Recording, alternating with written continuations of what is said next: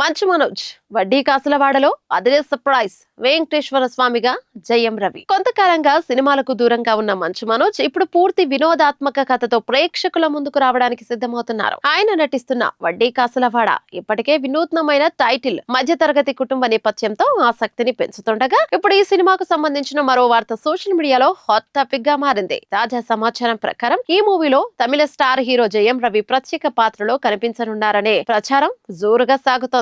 ఈ సినిమాలో జయం రవి శ్రీ వెంకటేశ్వర స్వామి పాత్రలో కనిపించనున్నట్లు తెలుస్తుంది. ఈ వార్త నిజమైతే ఇది తెలుగు తమిళ సినీ అభిమానులకు ఒక ప్రత్యేక ఆకర్షణగా మారనుంది. ఇందులో కథానాయకుడికి శ్రీ వెంకటేశ్వర స్వామికి మధ్య జరిగే సన్నివేశాలు వినోదాత్మకంగా సాగనున్నాయనే సంకేతాలు కనిపిస్తున్నాయి. ఈ అంశమే సినిమాపై మరింత ఆసక్తిని పెంచుతోంది. వడ్డీ కాసులవాడను దర్శకుడు తేజ్ ఉప్పలపాటి తెరకెక్కిస్తున్నారు. కథ, స్క్రీన్ ప్లే తో పాటు దర్శకత్వ బాధ్యతలను కూడా ఆయనే నిర్వహిస్తున్నారు. ఫ్యామిలీ ఆడియన్స్ ను ఆకట్టుకునే ఎంటర్టైనర్ గా ఈ సినిమాను రూపొందిస్తున్నట్లు చిత్ర బృందం ఎప్పటికే వెల్లడించింది. ఈ చిత్రాన్ని ఏకే ఎంటర్టైన్మెంట్స్ బ్యానర్ పై ప్రముఖ నిర్మాత రామ్ బ్రహ్మం సుంకర నిర్మిస్తున్నారు. కిషోర్ గరికపాటి, అజయ్ సుంకర, దయా పన్యం సహా నిర్మాతలుగా వ్యవహరించనున్నారు. ఇక గతంలో బిందాస్ చిత్రంతో పాజిటివ్ టాక్ అందుకున్న మంచు మనోజ్ చాలా గ్యాప్ తర్వాత మరోసారి ఏకే ఎంటర్టైన్మెంట్స్ తో కలిసి పనిచేయడం కూడా ఈ ప్రాజెక్టుకు ప్రత్యేకతను తీసుకొచ్చింది. మంచు మనోజ్ కెరీర్ లో ఈ సినిమా కీలకంగా మారే అవకాశాలు కనిపిస్తున్నాయి. వినోదంతో పాటు ఫ్యామిలీ ఆడియన్స్ ను ఆకట్టుకునే అంశాలు ఇందులో పుష్కలంగా ఉండనున్నాయని ప్రచారం జరుగుతుంది. మరోవైపు జయం రవి నిజంగానే శ్రీ వెంకటేశ్వర స్వామి పాత్రలో నటిస్తారా లేదా అనే విషయంపై చిత్ర బృందం నుంచి ఇంకా అధికారిక